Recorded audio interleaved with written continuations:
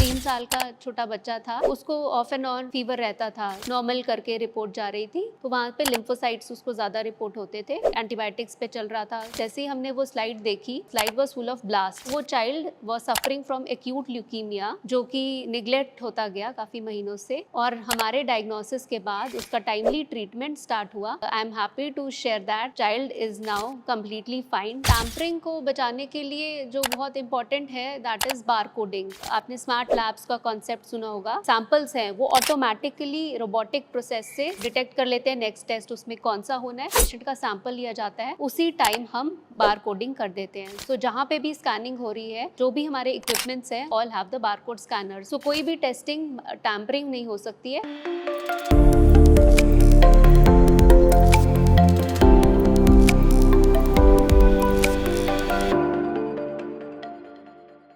नमस्कार, मैं ऋत्विक महाजन आपका स्वागत करता हूं towards health sponsored by Nimbark organics में। इस शो के माध्यम से हम आप तक लेकर आते हैं एक एक्सपर्ट पैनल ऑफ डॉक्टर्स जो कि आपको मदद करती है लेने में right health decision at the right time.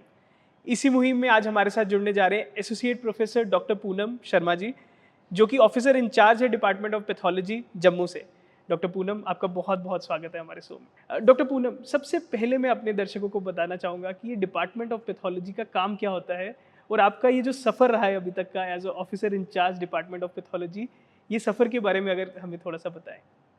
Thank you, Ritvik, and Take One Channel as well as AIMS Jammu for giving me this opportunity to present my branch, that is pathology, आम जनता के सामने. So I am a MD in pathology and मैंने अपनी senior residency followed MD के बाद senior residency lecturership have done it from Government Medical College Jammu. After that, since 2.5 years, I am working in AIMS Jammu and being the senior most in my department, so that's why I'm the officer in charge. जी, doctor Poonam, क्या role रहता है pathological department का? किस तरह के operations day to day जो hospital में रहते हैं पैथोलॉजी डिपार्टमेंट कंट्रीब्यूट करता है? सो जो पैथोलॉजी है इसमें आगे सब डिविजन्स होती हैं, तो हम काफ़ी एरियाज़ में हमारा बेसिकली काम है to aid in the diagnosis. So it is the study of diseases और हम डायग्नोस्टिक्स के ज़रिए क्लिनिशियंस को हेल्प करते हैं to arrive at a diagnosis. So जैसे हमारे में जो blood samples, there is a haematology section जो सारे ब्लड सैम्पल्स से रिलेटेड ऑब्टेन करते हैं और उनसे रिलेटेड डायग्नोसिस हम बनाते हैं। Then we have clinical pathology जिसमें कोई भी बॉडी फ्लूइड्स होंगे, यूरिन सैंपल्स होंगे, उनका हम डायग्नोसिस ले रहे हैं। Then we have a major section cytopathology, जो भी हमारी बॉडी में गिल्टी अगर होती हैं जो विजिबल हो या फिर अंदर शरीर के अंदर जो दिख नहीं रही बाय अल्ट्रासाउंड हमें पता चल रही है या बाकी डायग्नोस्टिक टेक्निक से, तो जो भी लम्प्स रहते हैं उनमें से हम एस्पिरेशंस करके that is called the cytopathology, हम उसका डायग्नोसिस बनाते हैं सेल्स का डिटेक्शन करके। And lastly the another major branch is the histopathology, जिसमें जो if we talk about surgery के बाद डायग्नोसिस स्पेसिमेन जो निकलता है उसके बेसिस पे डायग्नोसिस बनते हैं, या तो पूरे ऑर्गन्स निकलते हैं या कई बारी बायोप्सीज होती हैं, कोई भी गिल्टी हैं बॉडीज़ में, तो उनमें उसका diagnosis we help in that. जी, डॉक्टर पूनम, मैं अपने दर्शकों को बताना चाहूँगा कि डिपार्टमेंट ऑफ पैथोलॉजी एम्स में किस तरह की सुविधाएं अवेलेबल हैं, किस तरह का इंफ्रास्ट्रक्चर और टेक्नोलॉजी आज हमारे पास एम्स जम्मू में है। सो जैसा कि अभी एम्स जम्मू इसमें OPD is about to commission at AIIMS Jammu, तो at present if we talk about the actual scenario at present, so currently we have a functional haematology department जिसमें हम जो भी हमारे ब्लड के रिलेटेड टेस्ट्स होते हैं, all kinds of blood test including जो थैलेसीमिया, जो हीमोग्लोबिनोपैथीज होती है उनकी स्क्रीनिंग करना, ऑल टाइप्स ऑफ अनीमियाज का डायग्नोसिस, उनके लिए जो स्पेशलाइज्ड टेस्ट रहते हैं depending on the type of anaemia वो कर रहे हैं, कोगुलेशन टेस्ट जो होते हैं हमारे वो कर रहे हैं, यूरिन एनालिसिस कर रहे हैं एट प्रेजेंट, ईएसआर एनालिसिस। तो at present we are focused on haematology. जैसे ही हमारा हेमेटोलॉजी सेक्शन इस्टेब्लिश हो जाएगा, then the other 3 sections that I talked about हम वो स्टार्ट कर देंगे। डॉक्टर पूनम, क्या ये जो रेडियोलॉजी डिपार्टमेंट है ये भी पैथोलॉजी डिपार्टमेंट के अंडर ही होता है क्या? इसके लिए या डिफरेंट इंफ्रास्ट्रक्चर और डिफरेंट टीम होती है जो कि इसका टेक केयर करती है? Radiology is an entirely different diagnostic branch. इसमें हम जो पैथोलॉजिस्ट होते हैं वो एक्चुअल टिश्यू सेल्स से डील करते हैं। Radiology is a imaging branch जो कि अल्ट्रासाउंड, एमआरआई, सीटी उनके ज़रिए डायग्नोसिस बनाती है। So but there is a great deal of coordination required in many of the test that we are doing. वैसे ही उन वो जो डायग्नोसिस सस्पेक्ट कर रहे हैं उसकी कंफर्मेशन अल्टीमेटली पैथोलॉजी डिपार्टमेंट ही करता है। तो उन दोनों डिपार्टमेंट्स में हमेशा कोऑर्डिनेशन रहना आपने चाहिए। कोऑर्डिनेशन की बात की डॉक्टर पूनम, कितना ज़रूरी होता है कोऑर्डिनेशन होना एक पैथोलॉजी टीम और टीम ऑफ डॉक्टर्स जो डिफरेंट ब्रांच के हैं उनमें कितना इंपॉर्टेंट रोल होता है आपकी इनसाइट्स का एक पेशेंट को सही ट्रीटमेंट लेने में? ये तो बहुत ही इम्पॉर्टेंट है बिकॉज कोई भी इन्वेस्टिगेशन, कोई भी ट्रीटमेंट है, talking about the not only the treatment, prevention, treatment, predicting the future course of that disease, all that requires एक दोनों का कोरिलेशन। फॉर एग्जांपल उनको कोई डिजीज़ सस्पेक्ट कर रहे हैं तो उसका हम ही फाइनल कंफर्मेशन दे पाएंगे। And it is a two ways talk, not only they require the diagnosis from us, बड़ी बारी हमें उस डायग्नोसिस तक अराइव करने के लिए we have to go back to them, take further history जो हमें लग रहा है अगर क्लिनिशियन को उससे डिफरेंट लग रहा है। सो it is always a two way process. हम उनके ज़रिए फाइनल डायग्नोसिस तक पहुंचते हैं और वो हमारे डायग्नोसिस से ट्रीटमेंट तक आते हैं। डॉक्टर पूनम, आप उन लोगों को क्या मैसेज देना चाहेंगे हमारे शो के माध्यम से जो डरते हैं? अक्सर सुनने को मिलता है कि टेस्ट कराएंगे तो कुछ ना कुछ खराब निकलेगा, इससे अच्छा टेस्ट कराओ ही ना। उन लोगों के लिए आप क्या मैसेज देना चाहेंगे? आम जनता को मैं ये कहूँगी कि जितना जल्दी आपको कोई भी आपके शरीर में कोई बीमारी बन रही है, जितना जल्दी उस बीमारी को पकड़ा जाए उतना ही जल्दी उसका ट्रीटमेंट स्टार्ट होगा और टाइमली उसका हम we can take care of that. There is a good team of experts at AIIMS Jammu जो उसका who can take care of that. तो इसीलिए घबराने की कोई बात नहीं है।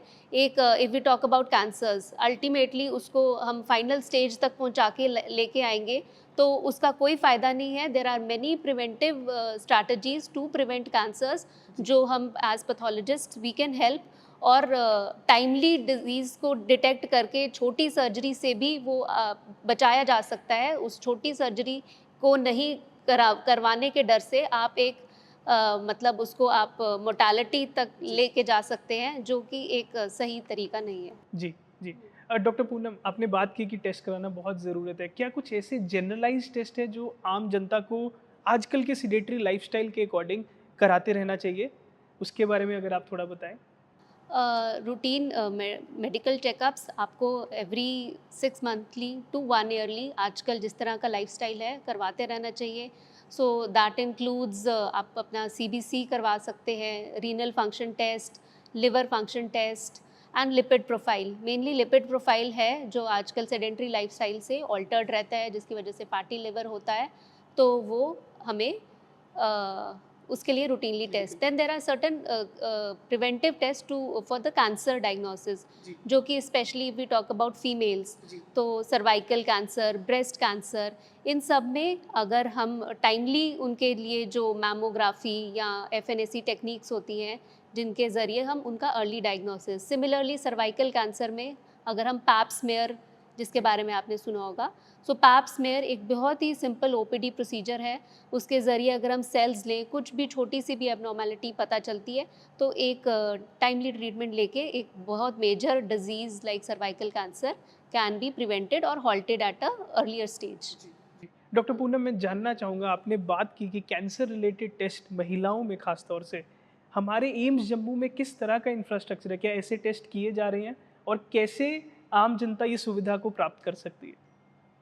आम जनता अभी at present if we talk about the preventive test, so एक तो जैसे मैंने बताया सर्वाइकल कैंसर में पैप स्मेयर टेस्ट होता है जो after the age of 30 years every women should have it every 3 to 5 yearly. तो उसके लिए हम हमारी एक गायनी डिपार्टमेंट है जो वो स्मेयर ऑब्टेन करेगा and we have the pathology department जो उस स्मेयर को we have the machines to detect that and conventional cytology method से भी हम उसको डिटेक्ट कर सकते हैं। सिमिलरली प्रोस्टेट कैंसर के लिए PSA लेवल्स होते हैं, वो अगर उनका लेवल्स से हम डायग्नोसिस तक पहुंच सकते हैं। Then mammography for breast cancer, FNAC for breast cancer, all these are coming up at AIIMS Jammu. तो आम जनता कभी भी आके जैसे ही हमारी कमिश्निंग होती है, they can come and get those facilities. We are very excited doctor Poonam, और उसी तरह हमारी जनता भी लुक फॉरवर्ड कर रही है एम्स की सुविधाओं को लेने के लिए। डॉक्टर पूनम, अब मैं थोड़ा आपके काम के बारे में जानना चाहूँगा। एक पैथोलॉजिस्ट की डेली रूटीन क्या होती है? किस तरह का काम आप दिनचर्या में करते हैं as an officer in charge specifically? As an officer in charge तो एडमिनिस्ट्रेटिव रिस्पॉन्सिबिलिटीज़ आ जाती है. So I talk first about pathology part. तो उसमें हमारा जो भी हमारी कुछ टेस्ट होते हैं जो मशीन्स इक्विपमेंट्स पे रन होते हैं, और कुछ टेस्ट होते हैं जो पैथोलॉजिस्ट को यूजुअली हमारा जो आई पैथोलॉजिस्ट की आई होती है दैट इज़ द माइक्रोस्कोप. तो काफ़ी टेस्ट होते हैं जो हमें माइक्रोस्कोपी करनी पड़ती है. तो जो भी इक्विपमेंट्स पे बेस्ड टेस्ट होंगे वो हमारे पास आएंगे, हम उनको एनालाइज करेंगे टेस्ट को, रिपोर्ट्स ठीक है, रीरन करना है या स्लाइड्स उनकी फर्दर बननी है वो करते हैं. उसके बाद जो हिस्टोपैथोलॉजी, जो सर्जरी बायोप्सीज आई होंगी, उनका diagnosis we make through the microscopy.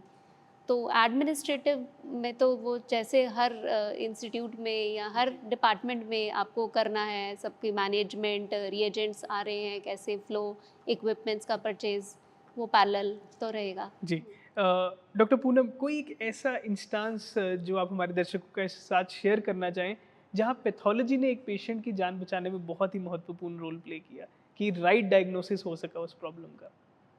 So, if I remember recently, we had a child around 3 साल का छोटा बच्चा था. सो उसको ऑफ एंड ऑन फीवर रहता था. किसी district hospital, district peripherally district में था. तो वहाँ पे उसकी कोई आई डोंट नो कहाँ से वो रिपोर्टिंग होती थी और नॉर्मल करके रिपोर्ट जा रही थी. लिम्फोसाइट्स, CBC की बात कर रही हूँ, कंप्लीट ब्लड काउंट. तो वहाँ पे लिम्फोसाइट्स उसको ज़्यादा रिपोर्ट होते थे. तो एंटीबायोटिक्स पे चल रहा था. सो सडनली ही came to my previous institute जहाँ पे मैं बात कर रही हूँ. तो वहाँ पे जैसे ही हमने वो स्लाइड देखी, तो उस स्लाइड के अंदर the slide was full of blast, जो एक ब्लड का ल्यूकीमिया जिसको हम कहते हैं, एक्यूट ल्यूकीमिया. सो वो child was suffering from acute leukaemia, जो कि निगलेक्ट होता गया काफ़ी महीनों से. और हमारे डायग्नोसिस के बाद उसका टाइमली ट्रीटमेंट स्टार्ट हुआ. And I am happy to share that child is now completely fine till date. जी जी, I think that is why, मतलब क्लिनिकल डायग्नोसिस का बहुत ही महत्वपूर्ण रोल है, और जो पेशेंट्स टेस्ट कराने से भागते हैं उनको ये समझना चाहिए कि टेस्ट कराने से ही right decision at the right time वो ले पाएंगे, जो कि हमारे शो का मोटो भी है. जी डॉक्टर पूनम, आपने देखा कि टेक्नोलॉजी का बहुत बड़ा रोल रहा है आपकी क्लिनिकल पैथोलॉजी में भी. किस तरह से टेक्नोलॉजी अफेक्ट किया है आपके डिपार्टमेंट को, और कैसा टेक्नोलॉजिकल इंफ्रास्ट्रक्चर आज हमारे पास अवेलेबल है? If we talk about 15 years back, जब मैं MD कर रही थी, और आज की डेट में द टेक्नोलॉजी हर जगह जिस तरह एडवांसमेंट्स हो रही हैं, वैसे ही पैथोलॉजी की फील्ड में भी बहुत रैपिड एडवांसमेंट हुई है. एट प्रेजेंट आपने स्मार्ट लैब्स का कॉन्सेप्ट सुना होगा. स्मार्ट लैब्स में जो एक सैम्पल्स हैं वो ऑटोमेटिकली रोबोटिक प्रोसेस से सारी एक उसको डिटेक्ट कर लेते हैं, नेक्स्ट टेस्ट उसमें कौन सा होना है. So all bar coding and that is through one machine to another, वो अल्टीमेटली सारा रोबोटिक से टेस्टिंग हो रही है. So that is the one new concept. Similarly histopathology में स्मार्ट हिस्टोपैथोलॉजी, मतलब इसमें मैन पावर का इस्तेमाल कम होता जा रहा है, और all it is going robotics. Then another technique is the जो बहुत इन है, that is the artificial intelligence and the machine learning. और हमारे यहाँ पे आर्टिफिशियल इंटेलिजेंस की वजह से हम एल्गोरिदम्स बनाते हैं to predict the prognosis of specially cancers. तो उसमें हम काफ़ी पैरामीटर्स लेंगे, जेनेटिक पैरामीटर्स, रेडियोलॉजिकल, सब कंबाइन करके we and the pathology, histopathology, तो we predict the outcome of the cancer patients. और माइक्रोस्कोपिकली हम जो स्लाइड्स होती हैं, they are very time consuming and subject to inter observer variability. मेरा डायग्नोसिस किसी और से बदल सकता है.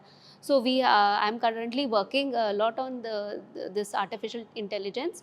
सो इसके ज़रिए हम to make a more uniform algorithms जो कि प्रिडिक्शन में हेल्प करते हैं. जी डॉक्टर पूनम, क्या इस तरह की ऑनलाइन रिपोर्टिंग सुविधा आज एम्स जम्मू में अवेलेबल है, जिससे पेशेंट घर बैठे बैठे अपना सैंपल देने के बाद रिपोर्ट को ऑनलाइन एक्सेस कर सके?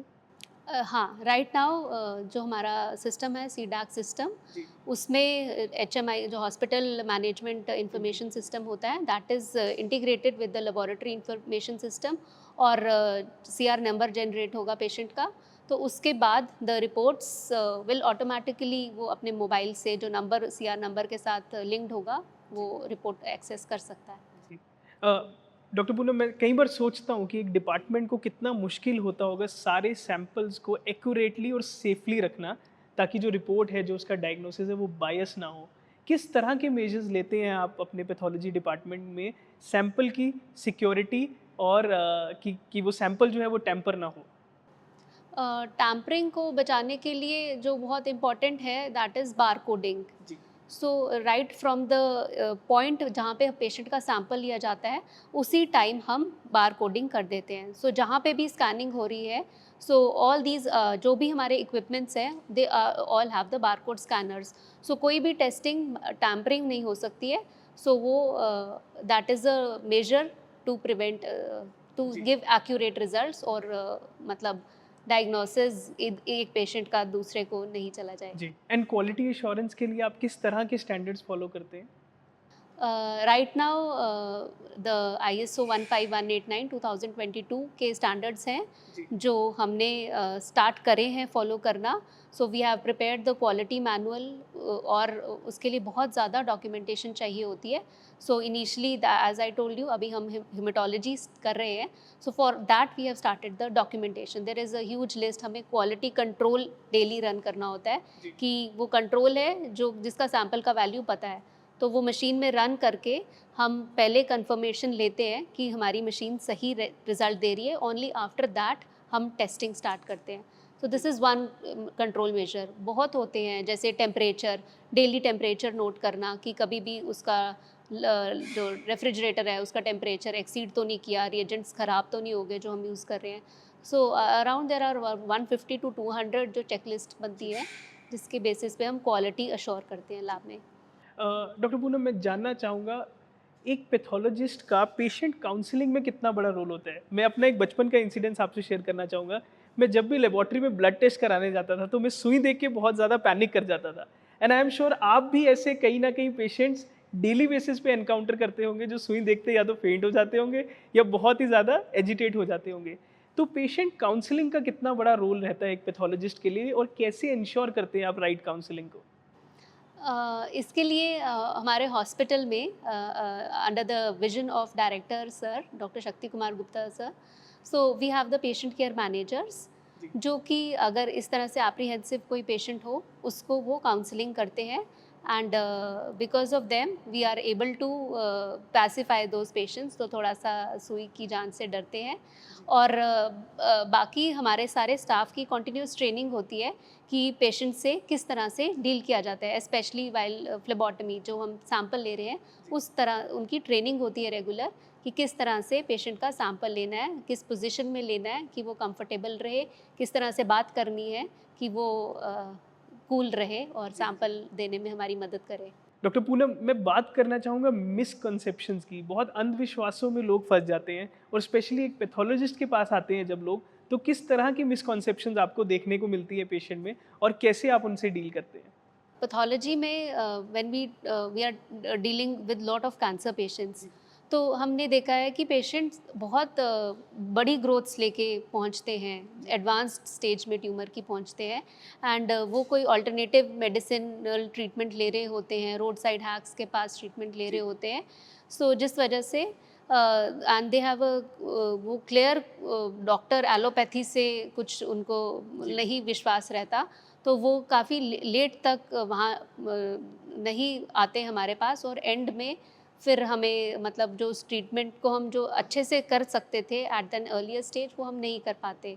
सो फॉर दैट आई थिंक जो भी आते हैं हम उनकी काउंसलिंग करते हैं, और थ्रू द मीडिया चैनल्स, और हम जो अवेयरनेस प्रोग्राम्स होते हैं उनके ज़रिए हमारा यही मोटो है कि मिसकंसेप्शंस को ख़त्म करें और लोग टाइमली अपने ट्रीटमेंट लेते रहें। जी, जी।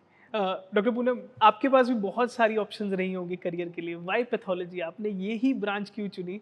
उस स्टोरी के बारे में जानना चाहूँगा, वो इंस्टांस ऑफ डिसीजन मेकिंग कि मुझे इसी स्ट्रीम में आगे जाना है, ये कैसे डिसीजन लिया आपने? So, to be frank, I was interested in diagnostics. ठीक है, पहले से ही मुझे क्लिनिकल से ज़्यादा डायग्नोस्टिक्स में इंटरेस्टेड थी throughout my MBBS, and radiology was my first choice. जी, So, but that was quite honest.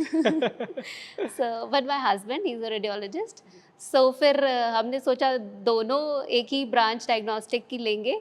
So rather than that, so I thought that it would be better कि हम दोनों एक दूसरे को कॉम्प्लीमेंट करें by both being in the diagnostic branches and coming to patients की ultimately एक help कर पाएंगे जब दोनों अपने अपने तरीक़ों से डायग्नोसिस तक पहुंचेंगे. जी. So that is why I took. Doctor Poonam, हमारे काफ़ी ऐसे लोग शो देखते हैं जो कि एस्पायरेंट्स हैं, यंग मेडिकल ग्रेजुएट्स हैं, वो लोग अगर इस क्षेत्र में आगे बढ़ना चाहें, किस तरह की अपॉर्चुनिटी है आज की डेट में और कैसे उनको इस क्षेत्र में आगे बढ़ने के लिए अपनी तैयारी करनी चाहिए? जो भी मेडिकल स्पेशलिटीज़ है उनके लिए जो नीट का एग्ज़ाम रहता है, और हमारे एम्स में we have INI CET exams, जिसके थ्रू आप MD पैथोलॉजी ले सकते हैं. उसके बाद we have further super speciality in pathology.